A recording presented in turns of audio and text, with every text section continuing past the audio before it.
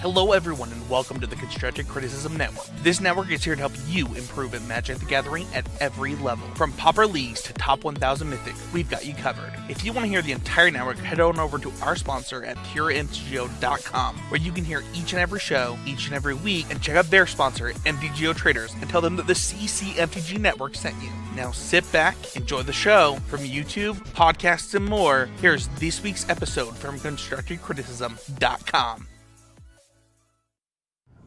How's it going, everybody? It is 2:20 Friday afternoon, July the 17th, 2020. And for those of you who have never been here before, I do the timestamp and date stamp so that I can give a little bit of context to the things I'm saying. But before we dive into that, my name is Adam.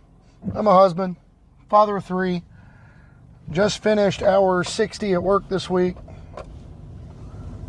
And somehow, some way, despite being a husband, father of 3, working full-time and then some on a job, we find a way to improve at Magic on a time and or financial budget, in my case, both.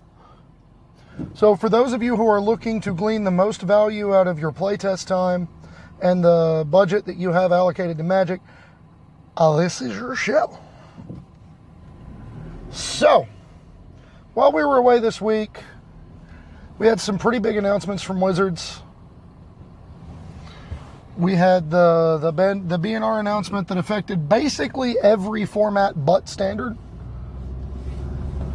So we'll just start from the newest format back. We'll do it that way.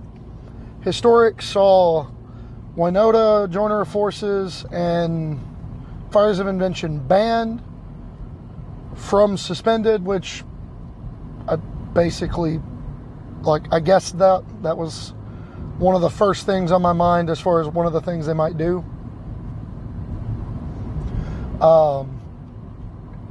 It's just, both of those cards are just a little bit too powerful. It kind of falls in line with the theory of banning Aetherworks Marvel when it was in Standard. The idea that those cards put a design constraint on what they can print. They kind of learned the hard way with Fires of Invention that you can't put a bunch of Cavaliers in Standard with a card that lets you double up on 5 drops. And it also just makes every single 5-drop card better, because now instead of the possibility of that being the only thing you spend your turn on, now you get to do, they have to consider it from the constraint of what happens if 2 of these resolve in the same turn? What does that do to a game state? And it turns out it does a lot. On balance, Winota puts a very, very clear design constraint on how powerful a human creature they can print. Which is to say, Agent of Treachery was the clear straw that broke the camel's back in Standard with Winota. And without Agent of Treachery, the card is fine. It may not be going forward, but when it comes to Historic, it's just a little bit too powerful to curve out 1-drop, raise the alarm. I mean, even if you're just playing, even if you're playing the Naya Winota deck, and you go turn 1, Llanowar Elf or Elvish Mystic, I guess it would have to be Llanowar Elf, like Llanowar Elf or Gilded Goose. Turn 2, raise the alarm, make 2 creatures. Turn 3, Winota, attack with both, get 2 triggers, floop double Angrass Marauders into play, kill you. Each one of them is lethal. It's just a little bit too powerful. And there's more powerful humans the further back in time you go. So it's definitely one of those cards that, owing to the nature of what Historic has at its disposal right now, it's a good thing to not have it. And there's not a scenario where you intend to play Winota in a fair and balanced and interactive way. The whole point of playing Winota is just to floop as much nonsense onto the table as you can. That's all we're here for. So I don't disagree with either one of those bans. With Pioneer, or actually, sorry, one more banning in Historic, Nexus of Fate. I almost forgot because I guess it wasn't my turn yet. Nexus of Fate, I mean, what is there to say about this card? I could never see that card grace the screen on Arena again, and I will have seen it more times than I ever want to see it in my lifetime, and I don't play that much Arena.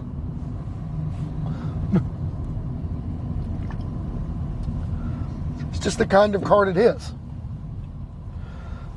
Similar to Winota, you don't play Nexus of Fate to play fair.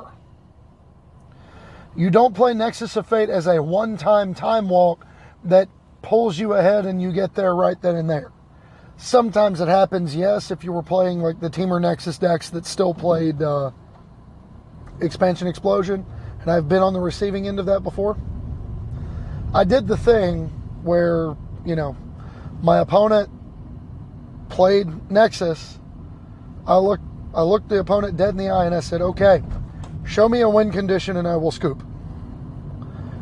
And he looked back at me and says, okay, untapped, says, how about this one? And pointed an explosion at my face. I said, oh, yeah, that'll do.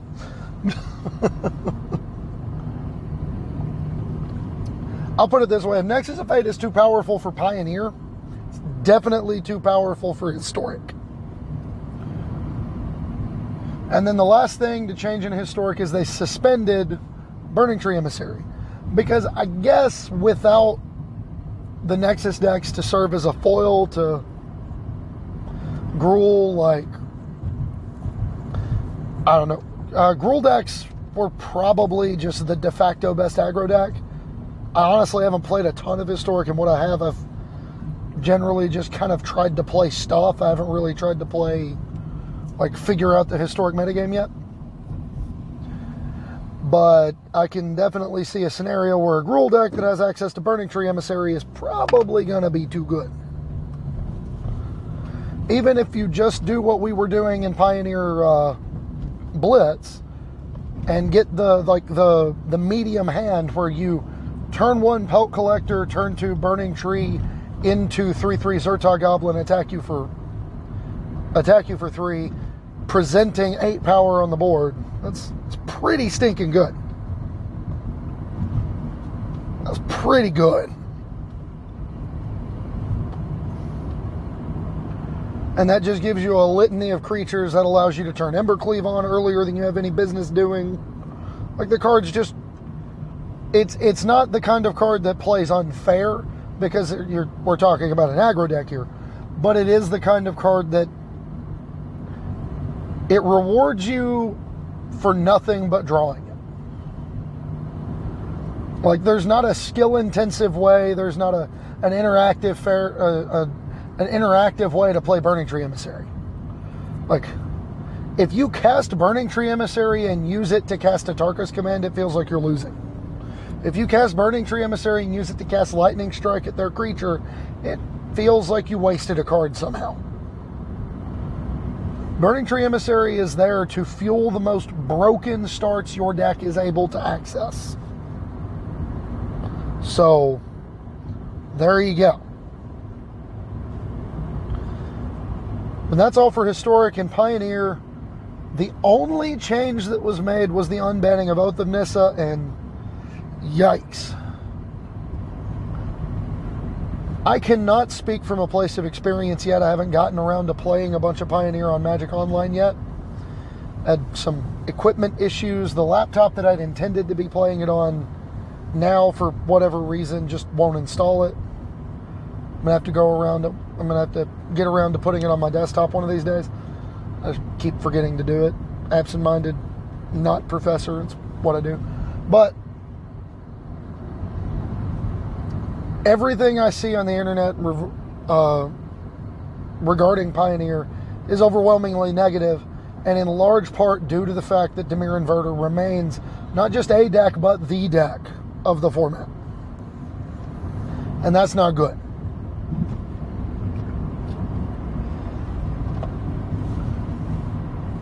It has the Splinter Twin quality to it where two cards come together and you win the game. That's not the problem. The problem is, unlike Splinter Twin, you don't need both pieces in play at the same time. You have multiple ways to get to the same combo. It would be like if the Splinter Twin deck could go off as long as both pieces resolved and they didn't have to resolve at the same time.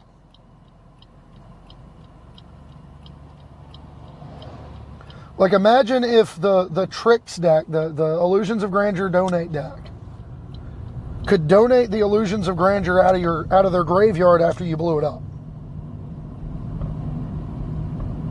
That's what it looks like. That's what it feels like. Right?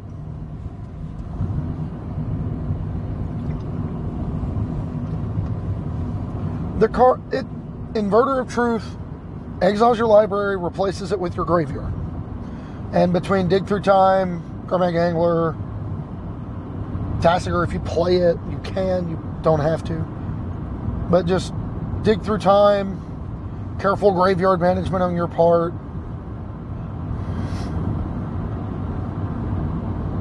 You can just cheese somebody out really early in the game. You know, cast Dig, exile my graveyard, cast Inverter, I have no library, cast Thassa's Oracle, win the game. Or, you know, Inverter my library on turn 4, I've got 3 cards left, draw for turn, cast Thassa's Oracle.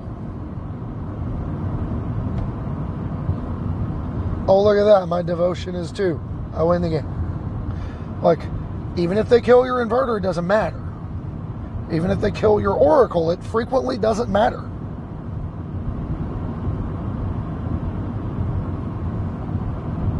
So, I understand why players are frustrated with Pioneer. Oath of Nissa is unbanned, according to the announcement, to give green Nykthos Shrine to Nyx decks a big boost. But in reality, the deck that's probably the most excited to see it come back is another combo deck in Kethis, which can play it out of the graveyard because it's a legendary enchantment.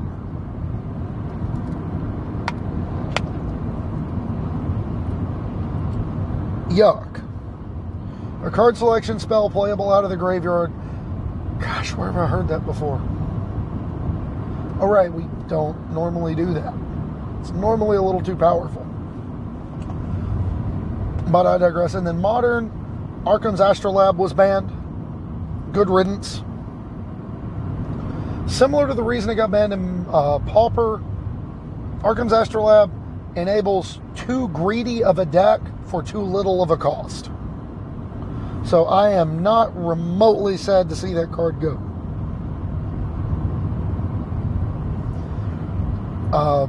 That's all I got. I haven't played Modern in like 6 months. Somehow, some way, our local store has been much more interested in playing Pioneer. I guess in large part due to the fact that nobody locally has actually built the Inverter deck. Maybe that's all it is. But that's what we got. And then in Pauper, they banned Mystic Sanctuary and they banned Expedition Map. I don't disagree with either one of those things. I would like to have seen more of a sledgehammer blow to Tron instead of just, we'll take your Expedition Map and make you work a little tiny bit harder. But I'm not upset to see them go after it a little bit. And Mystic Sanctuary really should never have been a common. The virtue or lack thereof of cycles. This is just the kind of card effect that's just a little bit too powerful at common. So that kind of sums up our major announcements. On the more micro level, what I'm doing right now, I've mostly been playing, I've been trying to ladder standard, and I have been in a bit of a rut. Not been able to find a deck to reliably play and win with. And the one that I ended up stumbling into was kind of what inspired this week's episode, if I'm being honest. And that deck was Is It Flash? Which we'll look a little bit more in depth into in a little while. But suffice it to say, it's a deck that I feel really comfortable playing. It's a deck I think has not favorable matchups, but not many unfavorable matchups. It's kind of trying to be a 50-50 deck. It does its job well of just giving you a little bit of play in nearly every matchup. The ramp decks can obviously outpace you very, very quickly if you let them, if your hand is bad or if you play incorrectly. But it's a style of deck that I've been comfortable playing for a very long time, and it's been something near and dear to my heart. It's also notably a deck I haven't updated since December, still. And I think I've dropped 2 games with it on the ladder since I started playing it again. So, just goes to show sometimes the old things aren't dead. And that leads into this week's episode topic, in which normally during that last segment I would have actually gone in depth and done a little bit more of a deck critique or a deck profile, so to speak, of what it is that I'm laddering with this week. Or if it's the same thing I was using last week, just go over some of the changes. But instead, I'm going to be talking about the archetype as a whole. Not just is it Flash, but Flashes. Like all of them. So, Flash is a unique deck.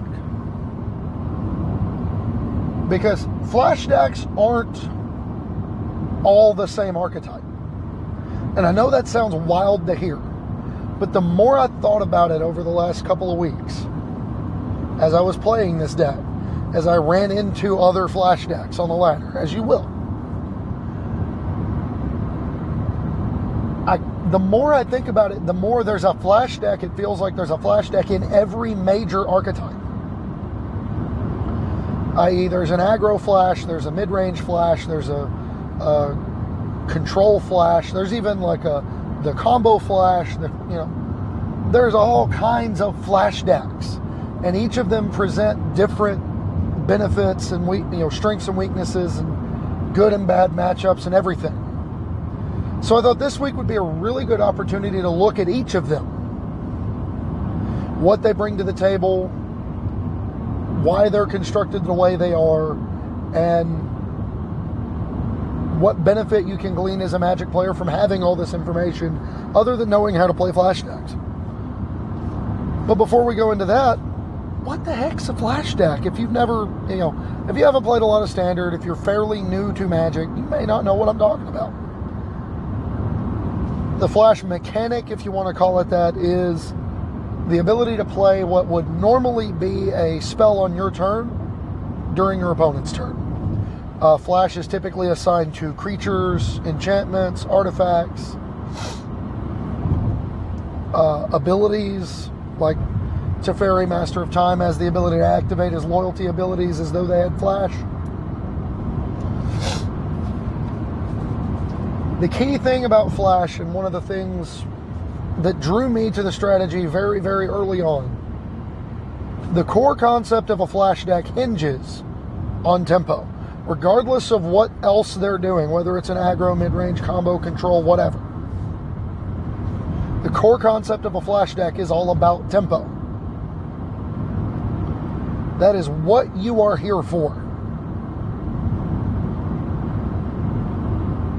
And that's okay. Every Flash deck just about features low-cost interaction, card selection,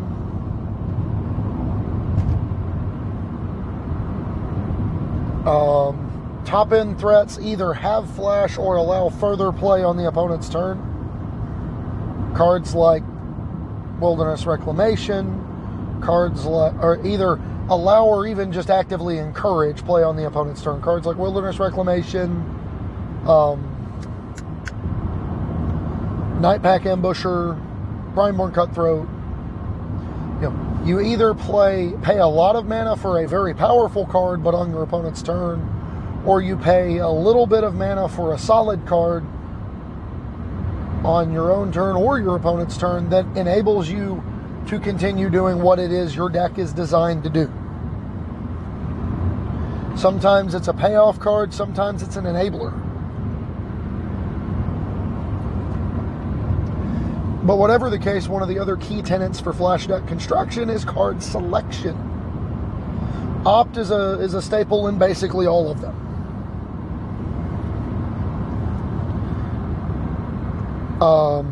Omen of the Sea is defensible in several of them. The ability to find the cards you're looking for, the ability to find the correct interaction for the right situation. These are core tenets for every flash deck. But what does it mean if you're an aggro flash deck? What am I talking about when I say an aggro flash deck? Well,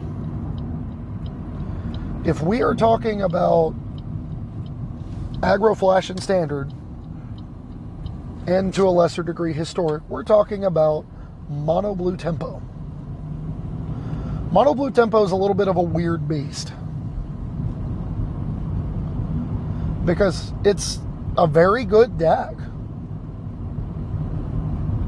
You have a combination of cheap threats, counter magic, a couple of like 3-drop-ish haymakers, and a smattering of bounce and counter magic. Usually buoyed by a card draw engine or just like 1 or 2 powerful creatures. But by and large, you're interested in playing a fair, interactive, interesting game of Magic. And that's a good thing.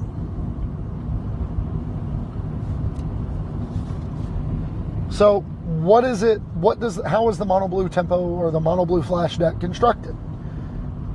Again, nearly all of these flash decks are going to leverage or use a window that's created by leveraging tempo, which is to say, outpacing your opponent, countering their 4-drop with your 3-drop counter spell, bouncing the creature they just spent all their mana to cast. All of that.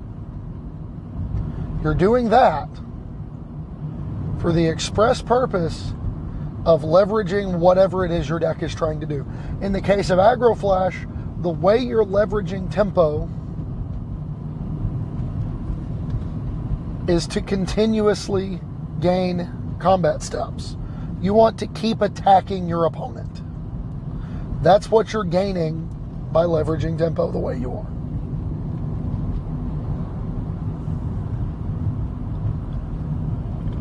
And when you do it right,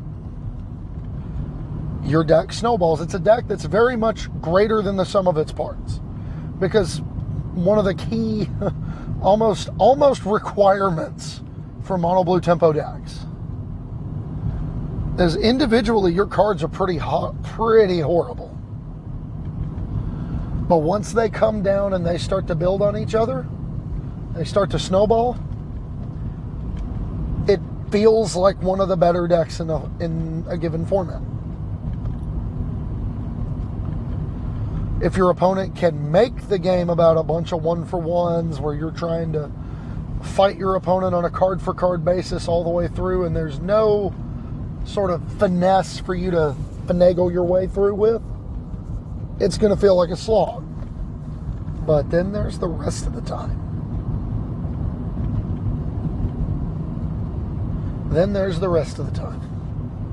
So mono blue tempo marries low curve interaction and card draw to cheap, evasive creatures. Those creatures are evasive by necessity. Because you're in mono blue, you are not going to get good ones. You're rarely going to get really good rate creatures that are really big for their cost. So what you have to take advantage of is strength in numbers and trying to invalidate the opponent's ability to block. It plays, as I mentioned before, like a fish deck, as Patrick Chapin would call it. Think merfolk. You get on the board, you get a little bit ahead, and then you just fend off your opponent's ability to do anything better than you.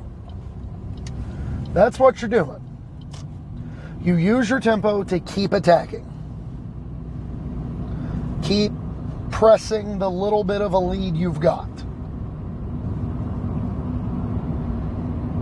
Now, what do these decks prey on?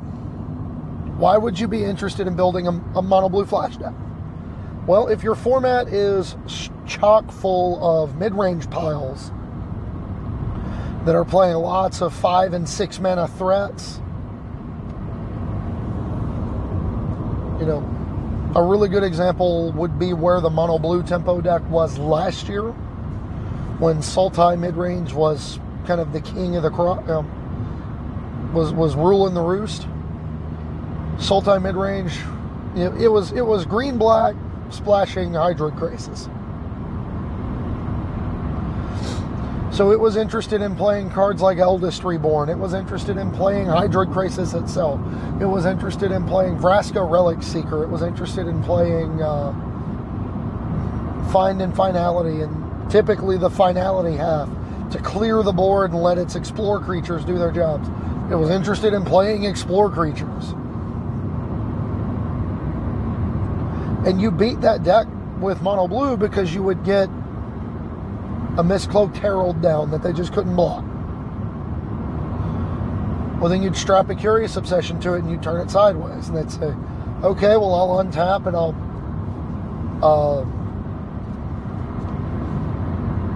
Ravenous Chupacabra.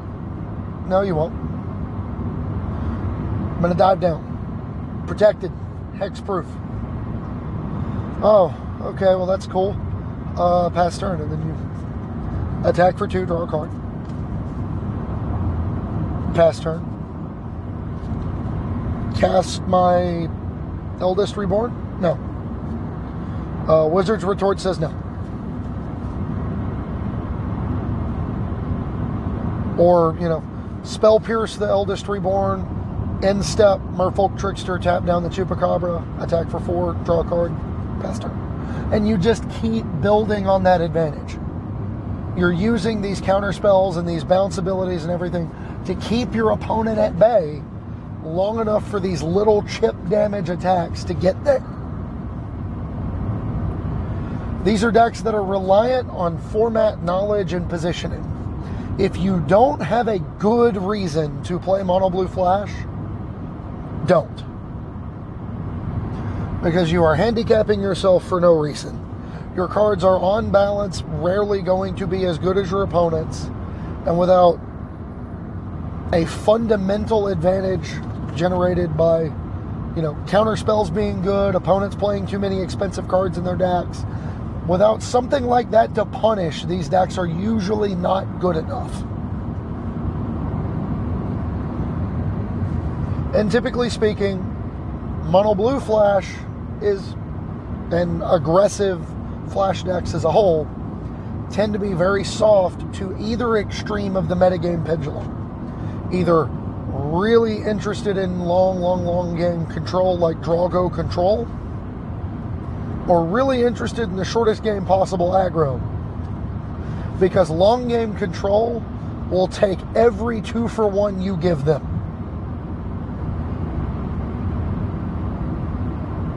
They will take any opportunity to take cards out of your hand, because as soon as they get you top decking with cards left in theirs, they've won. They know there's not a card you can draw that's powerful enough to make them have to sit back and react anymore. On balance, fast aggro is also a bad matchup for kind of the opposite reason, where linear, like hardcore control decks are bad because you get kind of bodied through the mid game. You aren't able to keep up the conscious stream of card advantage or damage, as the case may be. Aggro decks are able to take away your tempo advantage because they play at the same curve that you do, And their things are proactive. They don't have to wait for you to do anything. Like, it feels really bad to play against mono red aggro with mono blue flash in standard. Really bad. Your Stone Coil Serpents early in the game die to all of their things. If they're playing main deck Shocks, they kill your Stone Coils the first 2 turns of the game. They kill your Sea Dasher Octopus. They kill your Cunning Night Bonders. They kill your Brineborn Cutthroats if you've cast less than 1 spell on your... If you've cast less than 2 spells on your opponent's turn. Like, it's just a really, really bad matchup. Because even if they don't have removal, all their creatures are better than yours. Like, Robber of the Rich is going to come down and steal a card from you, and then will awkwardly block a flying creature later in the game. Bone Crusher Giant is just massive and something you can't beat head-to-head in combat.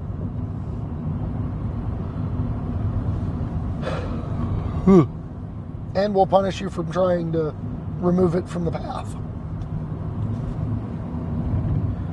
So, you know, and then, you know, Annex Hardened the Forge, Embercleave are just haymaker cards that you really are going to struggle to beat. So, that's kind of the gist of Aggro Flash. Transitioning from Aggro Flash to what I call classic mid-range Flash. When I say classic mid-range, I'm saying think like, my creatures are bigger than yours, but I'm still trying to be fairly aggressive. And that's where you land on Simic Flash. Now, just like Mono Blue, you play that low curve interaction. You play counter spells. You play a little bit of bounce. All the trappings of your Flash deck. So when I say cheap interaction, that's the kind of stuff I'm talking about. Cheap counter spells, bounce spells, all the things that make Flash decks Flash decks. Simic Flash marries that cheap interaction to dominant top-end threats to overwhelm simple board states. Really good example would be the Seth Manfield variant of Simic Flash that he and 2 others played at Worlds, I believe. Don't quote me on that. Probably wrong. Or no, it was one of the Mythic Invitational. That's what it was. In a field that was expected to be heavily sort of inbred into Temur Reclamation and decks that beat it. Seth and 2 others, I cannot for the life of me remember who they were, took Simic Flash, but this version was using the Flash archetype in a different way than people had expected at the time. They were playing they cut the Brineborn Cutthroats. They played the extra lands. Excuse me. And they were playing Nissa Who Shakes the World. And if I recall correctly, they were playing Hydra Crisis. But the idea being, if you frilled Mystic your opponent's Wilderness Reclamation on the play on turn 4, and then you just untapped and jammed a Nissa down their throat, it's going to be really hard for your opponent to come back from it. By that logic, this deck plays in game similarly to a tap-out control deck. You play reactive Fair Magic for a few turns, and then let your most powerful cards be powerful. You will jam a Nissa, a Nightpack Ambusher, or an Uro down your opponent's throat and make them deal with it. If the game state is not cluttered, if there's not a lot of permanents on the battlefield, not a lot of non-land permanents on the battlefield, countering your opponent's first real attempt at asserting any level of dominance, and then immediately following it up by establishing your own, can be backbreaking. Especially, for example, if you go Nissa into untap, attack for 3, and the land you leave up as breeding pool so that you can represent negate or essence scatter.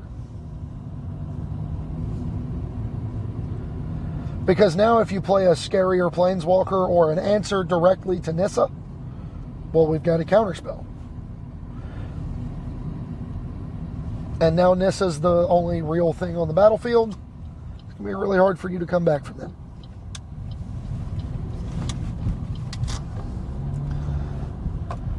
You prey on removal light, mid-range, and big aggro.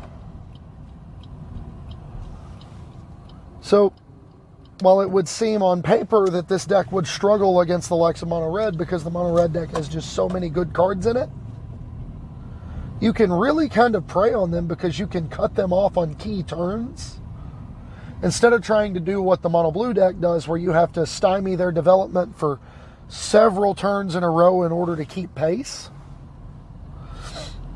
You have your own approach where you only have to stop them for like 1 or 2 turns. Counter the, Frilled Mystic, the Ember Cleave, block the Anax. That's a good turn for you.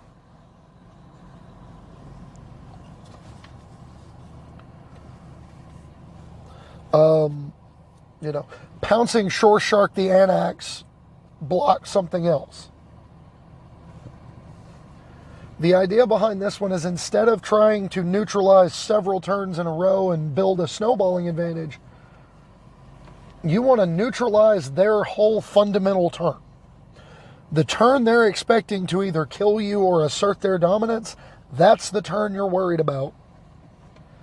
And then you want to counter tap for your own fundamental turn card. You rely on powerful top-end cards and an understanding of the key pieces of the rest of the format.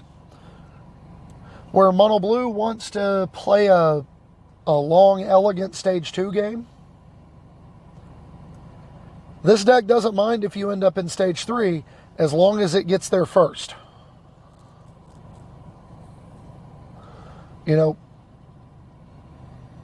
You need these powerful top-end cards. Without access to cards like Nissa, Nightpack Ambush, or Uro, this deck would not be good.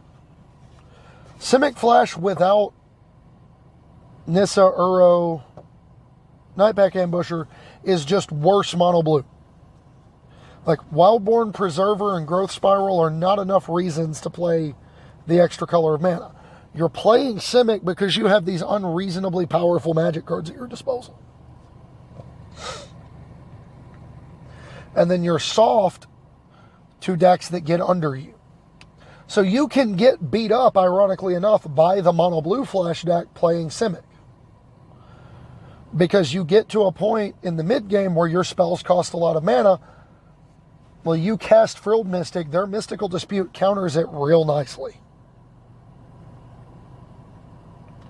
Their Essence Capture counters it and puts a counter on their creature. But even, mono red decks can outspell you. Mono black aggro can outspell you.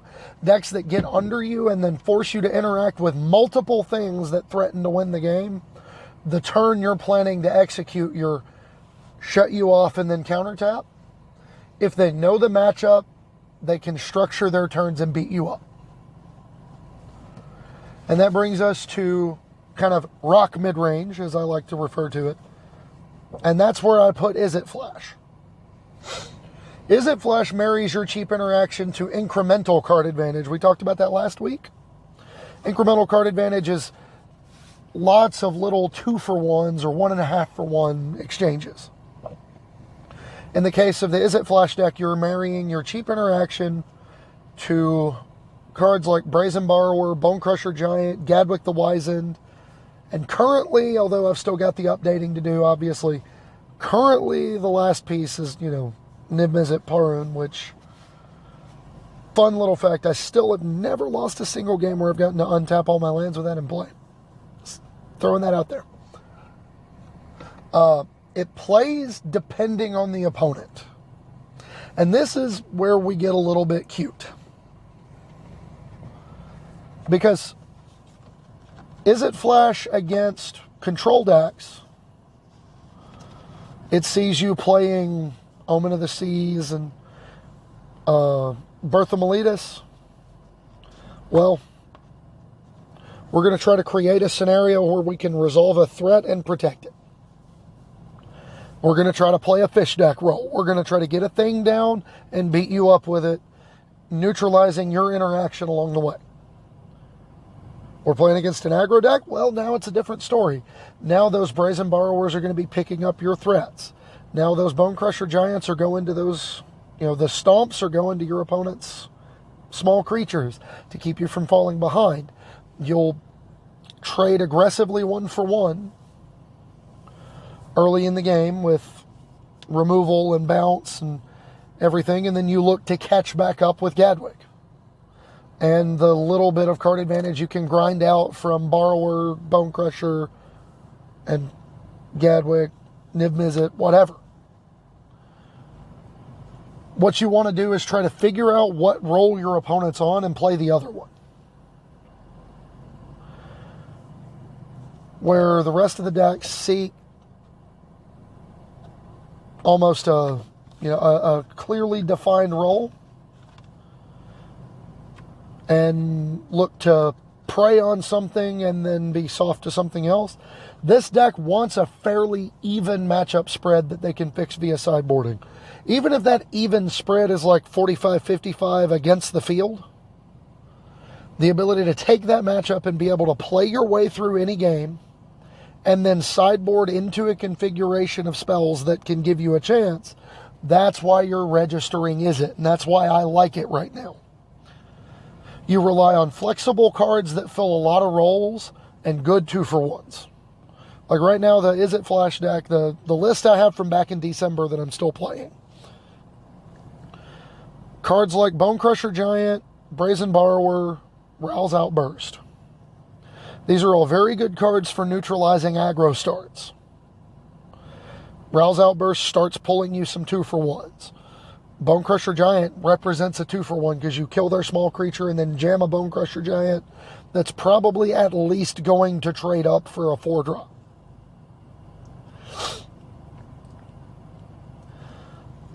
Brazen Borrower will bounce something and then threaten pressure on a Planeswalker, or will bounce a creature and then aggressively trade into a flyer so that you can simplify the board. On balance, those same cards against a control deck, well, Stomp from Bone Crusher Giant finishes off a Planeswalker. Or even Scorching Dragonfire against the field. It's good against the aggro decks. It exiles Anax, doesn't give them the Satyrs, or whatever else you pointed at with an Anax on the board. It exiles.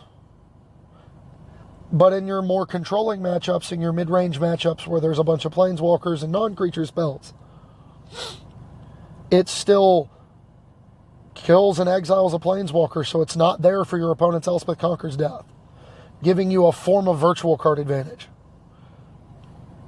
It snipes down the Titans in response to their sacrifice trigger. You give up the short-term card advantage, your opponent still gets their 2-for-1. Croxa is going to take a card from your hand and then you play the Dragonfire. They're going to take their 2-for-1 and they're going to be happy about it. But you're cutting off the next one.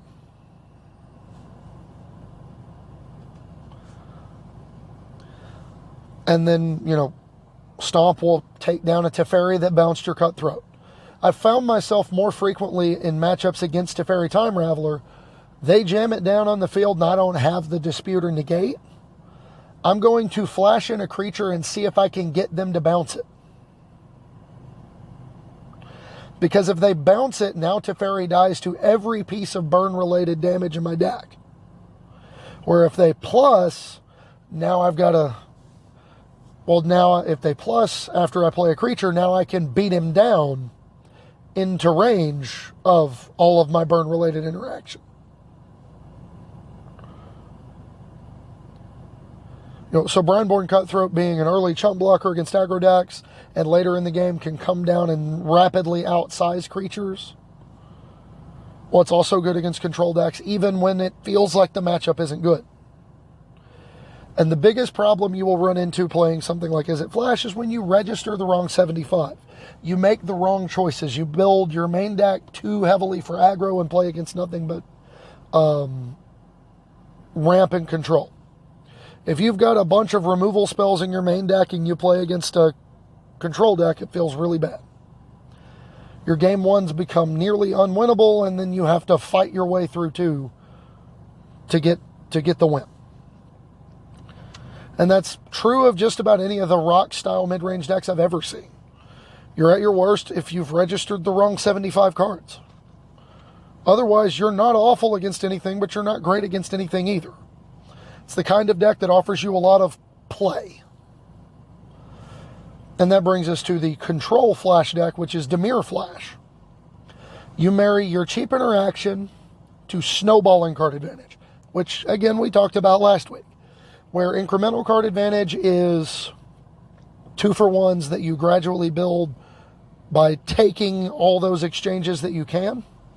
Snowballing card advantage is establishing an engine card that the more times you untap with it, the more times you get to trigger that ability. You're going to be gradually plussing every time you do it. In the Dimir Flash deck, those two key cards are Slitherwisp and Sea Dasher Octopus. Slitherwisp says every time you cast a card with Flash, you draw a card and your opponent loses 1 life. Sea Dasher Octopus says every time I connect, I draw a card. You seek to outlast your opponent, leading them to the long game. You don't want the game to, you don't want to just jam your threats onto the table and see what happens. You don't want to deploy your threats early. Like, those engine cards are the only way you are going to grind somebody with Dimir Flash.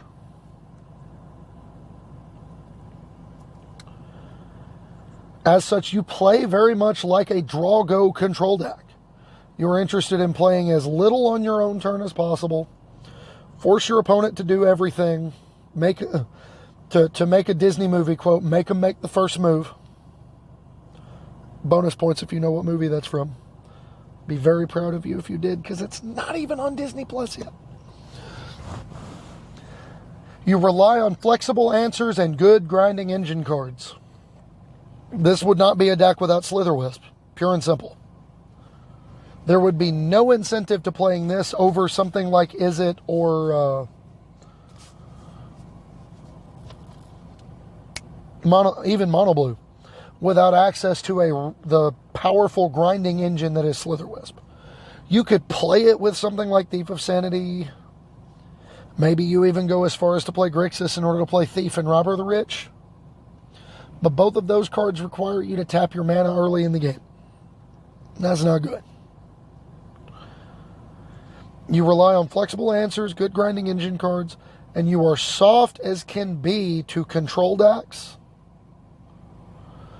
that are more heavily designed to be control decks. Which is to say, control decks that are very, very, very light on cards that they play on their own turn. You're soft sort of in the Draw-Go mirror, because more of their cards do stuff to you than your cards do to them. And you're also soft to an opponent who knows the matchup well enough to prioritize removing your engine cards and making you fight them 1-for-1. And last but not least, we have Combo Flash. And this is going to be a little bit controversial. Because for me, the deck that represents Combo Flash in Standard is Temur Reclamation. But hear me out. What are you doing when you play Temur Reclamation? You're playing cards like Brazen Borrower, maybe Scorching Dragonfire, probably Mystical Dispute, Aether Gust, Thassa's Intervention, Neutralize, Negates in the board. That sounds an awful lot like cheap interaction to me. You're playing cards like Chemister's Insight.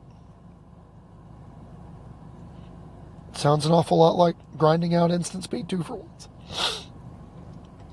And if there was no other key example I could give, how many of these Reclamation decks are playing Nightpack Ambusher now? as a main deck staple. It's a flash deck. You marry your cheap interaction to a game-ending combo.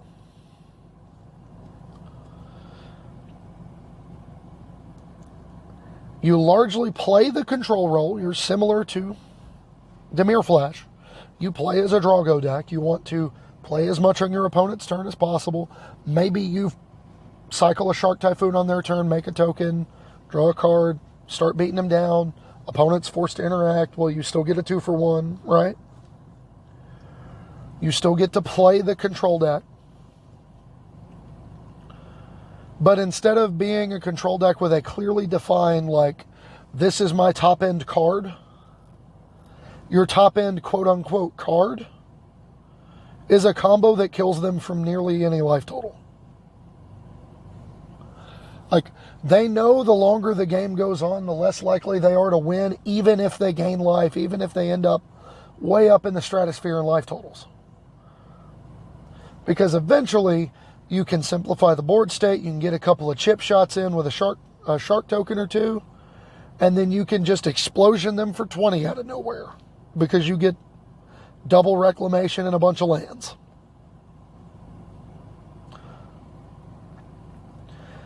By that token, you seek to use the opponent's fear of a fast combo to grind them out with a few flash threats or even just something like a quick Uro. Even if you just Uro on turn 3 and then play a bunch of 1-for-1s for a few turns in order to turn it on, if you can go Wilderness Reclamation on 4, untap, protect the lead, untap again, escape the Uro, draw a card, gain 3, put a land into play, untap, it's kind of hard for you to lose. But it's even harder for you to lose when your opponent has to weigh how much they care about that Uro versus how much they care about just actively dying to that expansion explosion that might be in your hand. With that in mind, they rely on having a better end game than the rest of the format. Similar to when I played Jeskai tap-out control with the Saheeli Felidar Guardian combo in it. The idea was, if you're going to have a long game control deck, there's not a better long game control win condition than just kill your opponent. You have a better end game than the rest of the format, and you have enough tools in your arsenal. You have enough utensils on the tool belt to win the game the fair way. And you are soft to the tried and true formula for beating up combo decks for the entire history of Magic: disruption plus clock. Ironically, that means you're actually soft. Again, we go all the way back. You're soft to the aggro flash decks. Because they don't, they can make the game about something that you aren't comfortable making it about. Uro doesn't block unblockable creatures. Uro doesn't block flyers. And if they can keep Uro tapped down, or if they can bounce Uro, it takes you time to redeploy it. And even if you draw a card, even if you gain 3 life, even if you do it twice, they're chipping in for 4, for 6, drawing cards, countering the Uro when you escape it. Well, that puts you further behind. Disruption plus clock is a tried and true method for beating up on combo decks. And it's no exception for Temur Reclamation. And then the other thing you can be soft to is when you think you've got the green light to just jam the combo down their throat, if they break it up, there's nothing you can do. If you are in on the combo and you are, in the midst of executing, it can feel really bad to have your explosion hit by a Narset's Reversal. It can feel really bad when you leave all your lands your plan is to spell on your own turn. You cast the second Reclamation, and they wilt the first one in response. Well, now you don't have enough mana to execute the combo, and you also can't, like, take an extra round of casting spells to find everything. It puts you a little bit further behind. So that's kind of the long and short of it, everybody. That's the Flash player version of Flash decks. I'm going to be playing a lot of these this summer because it seems to be the only deck I can play without making a complete idiot out of myself on the ladder. So, I'm going to be sharing a lot of updates, provided we don't get a deck from Patreon, obviously. If we do, that takes the slot of anything I'm playing on the ladder. But I digress. That's all I've got for this week, folks. I hope you enjoyed it. I hope you had a pleasant week in between.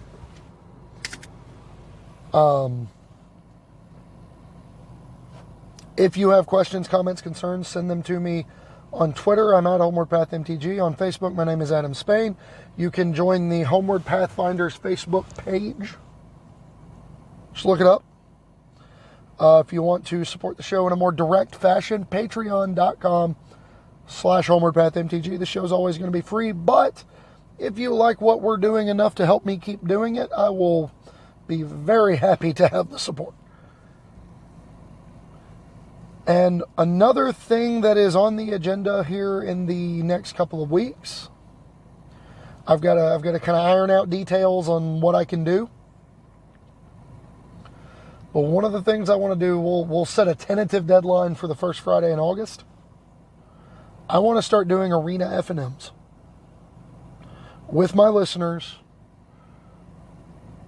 with, I don't know, 2 of the decks, the winner and one really cool one, getting a profile on the show every week. I think that'd be really cool. Might give me some ideas for episode topics. We'd be helping each other and improving together as we play at Magic. I love being able to interact with everybody, and I love the people that have already reached out and become friends, either via Messenger, or Twitter, whatever, or even the ones that I play with on Arena. I love everybody. It's kind of my thing. I like people. I'm a people person. But with that in mind, we go to sort of the post-game.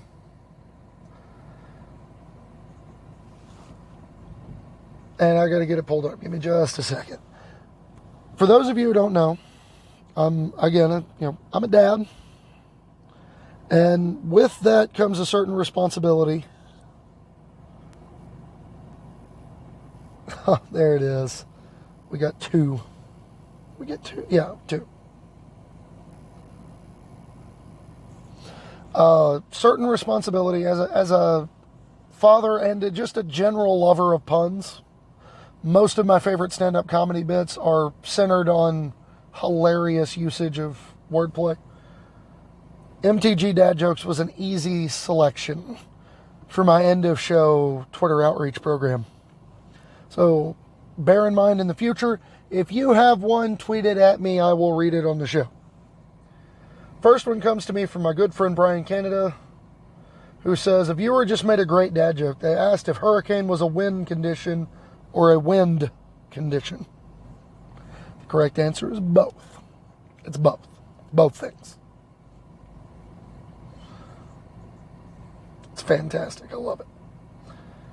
And last but not least, from Saffron Olive. I found this when I saw it and tagged it myself so I'd read it. Said, I was hyped to play some Pioneer after today's BNR update, but I guess you could say my excitement has been inverted. Gosh, what a wielder of mysteries. That is so sad.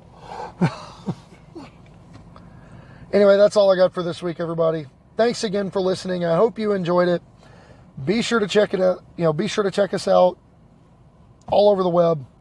YouTube, constructorcriticism.com, puremtgo.com. Everywhere you can find us. Let them know we sent you. It helps us out. It really does. And I will be back next week, but as I leave, Remember, we've all been going through a lot of stuff. Quarantine is not fun for anybody. Not for as long as we've been dealing with it.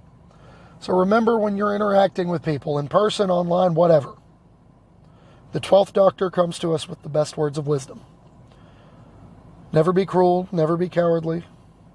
Remember, hate is always foolish, and love is always wise. Always try to be nice, but never fail to be kind. So go forth, flash in some stuff on your opponent's end step, and be kind. We'll catch you next week.